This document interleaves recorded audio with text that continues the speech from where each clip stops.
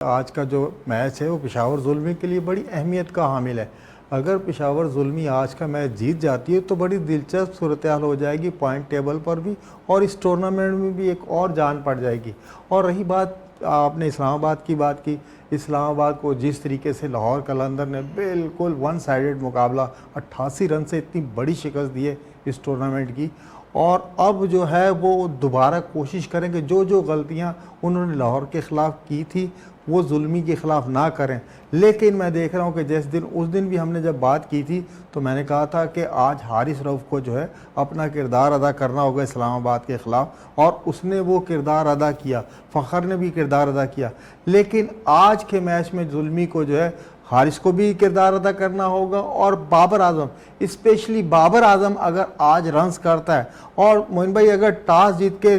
जिस टीम ने 180-90 रन लगा लिए तो उसका 80% चांस हो जाएगा। लेकिन लाहौर का मौसम भी कुछ ऐसा ही है, अगर बारिश हो गई या एक एक पॉइंट मिल गया तो समझ लें ये पेशावर ज़ुल्मी की टीम मुल्तान सुल्तान के बाद दूसरी टीम होगी जो टूर्नामेंट से बिल्कुल वॉश आउट। चलें, टूर्नामेंट से थोड़ा सा आउट होती दिखाई देगी पेशावर ज़ुल्मी की टीम। कुदरत का निज़ाम है, बारिश अगर हो जाती है मैच के अंदर तो एक एक पॉइंट्स मिल जाएंगे दोनों टीमों को। और क्योंकि बारिश ने थोड़ा सा फीका सा कर दिया पाकिस्तान सुपर लीग